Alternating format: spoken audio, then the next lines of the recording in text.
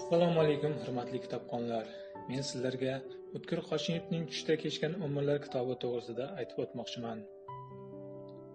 Ushbu asar shura siyosatining tarbiyasini olgan millat kishisining e'tiqodlari, aldangan kishining ayanchli umri aks etadi. Ikkinchi jahon urushining ayanchli damlari, qatag'on siyosatining oqibatlari, paxta ishi, 80-yillar oxirida o'zbek ishi deb nom olgan siyosiy o'yinlar, afg'on urushi tufayli yosh yigitlarning bevaqt nobud bo'lishi O'tkir Qoshimov asarida millat peshonasiga bitilgan fojia deb qalamga olinadi.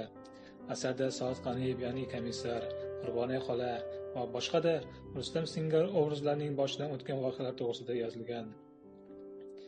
Asardagi qahramonlarning biri Rustam bilan bog'liq voqealar to'g'risida aytadigan bo'lsak, u afg'on urushida bevosita ishtirok etadi. Bir dunyo orzulari jo'sh yurgan, sevilib yurgan yoshlik, talabalik damlarida harbiy xizmatga chaqirilib, urush olovlari ishiga tushadi. U yerdagi do'stlari ko'z oldida jon taslim qiladi. O'zi ham afg'onlarga qarshi o'q otib, odam o'ldiradi.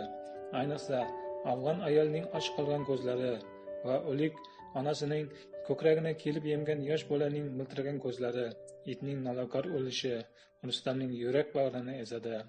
Tug'ilgan kunida onasidan xat olib, o'zini baxtiyor hisoblab kelayotgan do'stining o'limi esa qalbini larzaga soladi.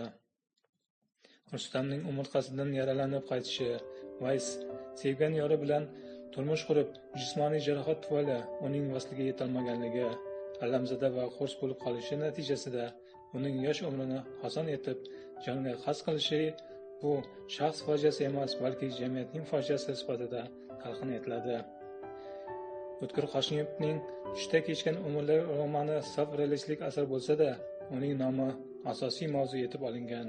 Asarda tasvirlangan voqealar, taqdirlar aksincha tushda sodir etilmaganligini, balki bu hayotiy haqiqat ekanligini izohlash uchun kitobxonga mantiqiy tugallangan badiiy asar durdonasini yaratgan. Aziz muxlislar, yozuvchi O'tkir Qoshimovning Tushda kechgan umrlar kitobini o'qishlaringizni taklif etaman.